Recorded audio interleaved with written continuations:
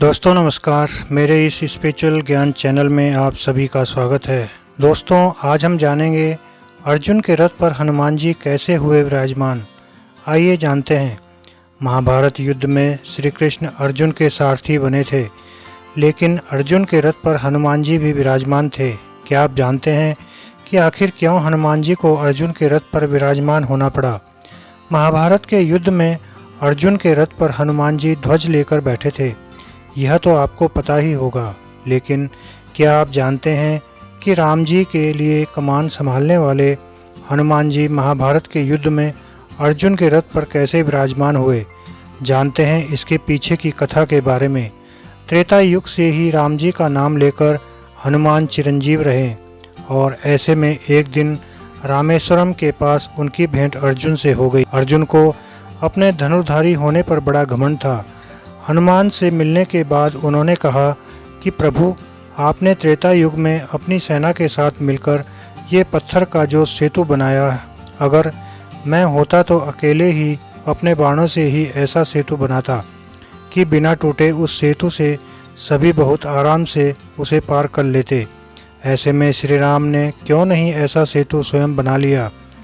हनुमान जी ने अर्जुन की पूरी बात सुनी और विनम्रतापूर्वक कहा कि जिस स्थान पर अभी खड़े हैं यहाँ बाणों से सेतु बनाना असंभव है। ऐसा सेतु मेरी सेना का वजन क्या, मेरा ही वजन नहीं संभाल पाती।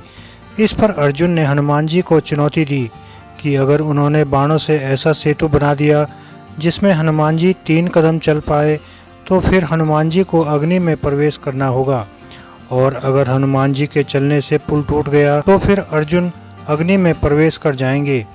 हनुमान जी ने अर्जुन की चुनौती स्वीकार कर ली।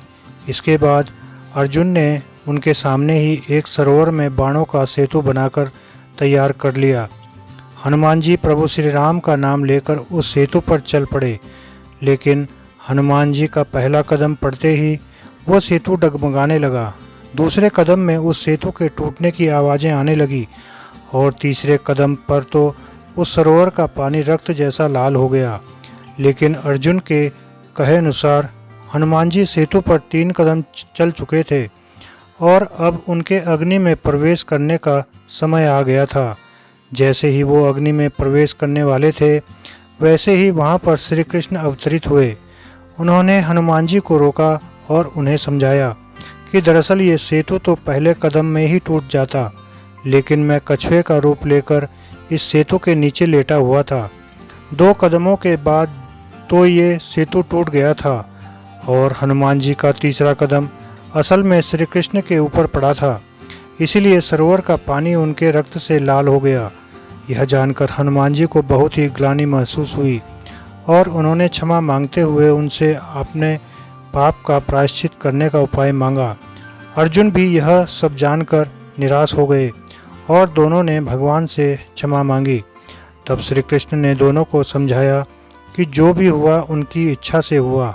ऐसे में मेरी यही इच्छा है कि आप कुरुक्षेत्र के युद्ध में हमारी सहायता करें।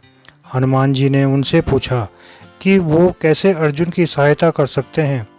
तब उन्होंने हनुमान जी को अर्जुन के रथ के ऊपर ध्वजा में विराजमान होने को कहा। ऐसा करने से विरोधियों के बाण रथ पर लगे भी तो वो हनुमान के वजन के कारण पीछे नहीं जाएगा, और अर्जुन को आगे बढ़ने से कोई नहीं रोक पाएगा। हनुमान जी ने श्री कृष्ण की बात मान ली, और इस तरह से महाभारत युद्ध के दौरान अर्जुन के रथ पर हनुमान जी ध्वज के साथ विराजमान हुए। दोस्तों आशा करता हूँ आपको यह जानकारी अच्छी लगी होगी। वीडियो पसंद आई हो तो वीडियो को लाइक और शेयर कीजिए, और चैनल को भी सब्सक्राइब कीजिए। धन्यवाद।